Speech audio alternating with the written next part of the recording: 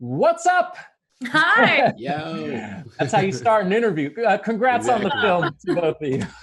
This is how I start my interviews. Hey! Jared's ghosting me.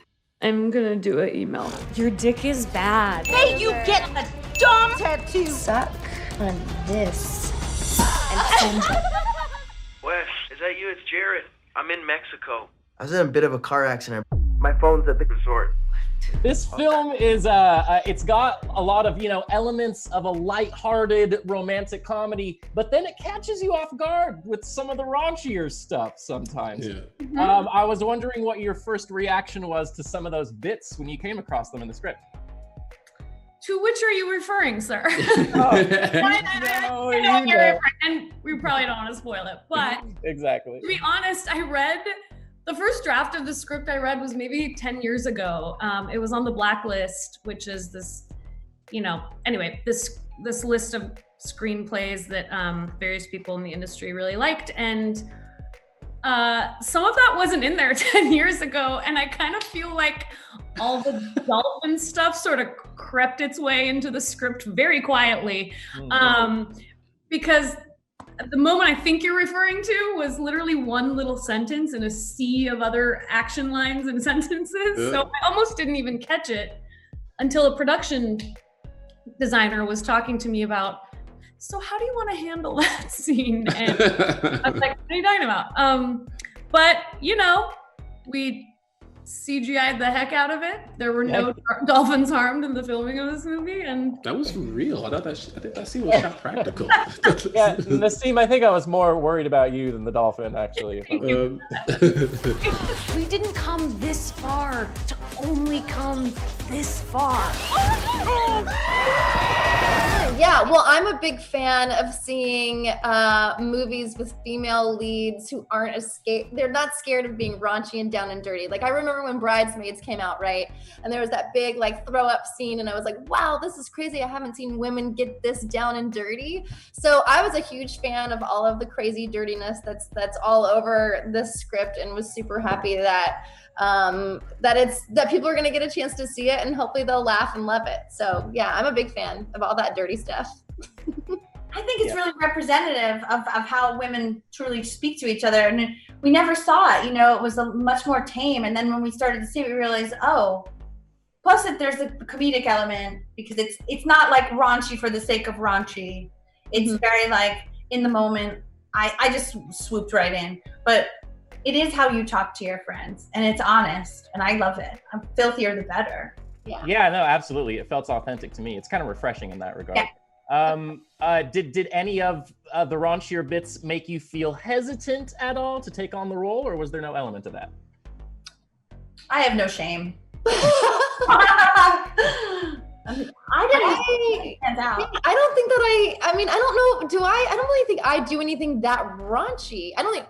There's raunchy things that happen mainly to Nasim's character, I think, is what happens. And yeah, we're there kind of experiencing it and everything, but no, I didn't flinch at all when it comes to that stuff. I welcomed it too. Also too, I think a lot of the stuff that came out was improvised.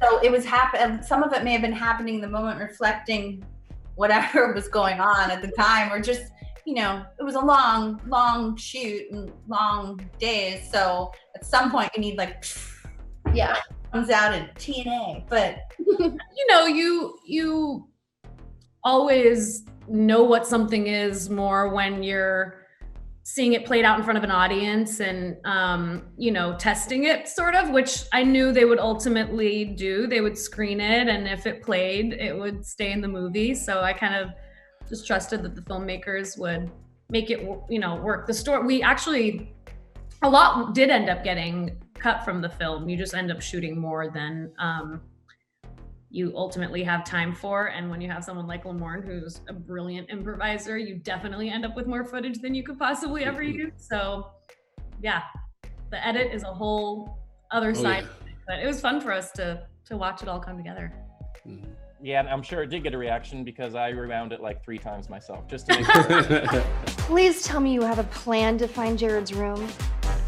She doesn't have a plan. She never has a plan. Was that something specific to working with LP? She wants you to let your freak flag fly and try some stuff? Oh yeah, she's really an excellent leader in that she can, direct you through, but then she respects you and like honors your space to make your choices, and she can guide you. If you burst into song for 45 minutes, yeah, but like she's very it's very freeing. She's very confident. I love that about her. Speaking of bursting into song, Sarah and we made up a song while we were improvising, and LP was like very encouraging us to keep going, and it made it into the movie. Oh, is that a true story? You improv? We were just improvising a little song, like Sarah and I, and LP was like loving it, and so we did it, and I think we did it a couple times, but it only made it into one scene. But I was just really happy that it made it in. I wanted it so badly. I don't know what world I'm living in or what reality I'm functioning on, but I was like, please let it be on the soundtrack. Like, yeah, like rocking out in their car to Success Tastes Tastes Good. Success. Sweet. Lamorne, what a very charming, romantic leading man you turned out to be. I mean, I was like really impressed. I was wondering if there was an intimidation factor going into a role like that where you have to be rather suave.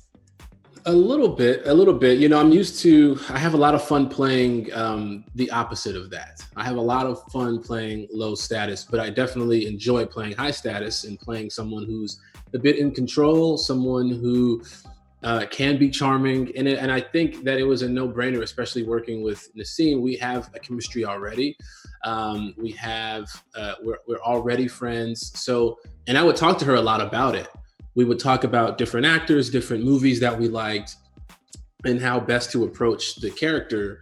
And she helped me out a lot in that instance, especially with, being a leading man and being charming and being suave and charismatic. You sometimes are taking a leap of faith when performing it and putting it on screen. And she's right there with you to say, hey, that works or that doesn't work. Maybe not, because there have been a few jokes I may have threw in there that she was like, I'm not sure if that one plays, and I think that definitely helps because you have that comfortability with each other to take those risks. And our director LP did a great job of reining it in sometimes if need be. So it was really easy for me to play that character because in real life, let's be honest, I'm cool. I think everybody knows it. You know what I mean? What are you doing in Cabo? What do you think? I followed you here like a lunatic because I'm so obsessed with you? I followed someone else because I'm so obsessed with him. Yeah, I'm wearing pajama pants. Oh, that was fantastic. I don't want to show you. I might not be wearing any bottoms at all. Anyway, I should probably get started. Like absolutely nothing. Got it. Yep, the times have changed. So this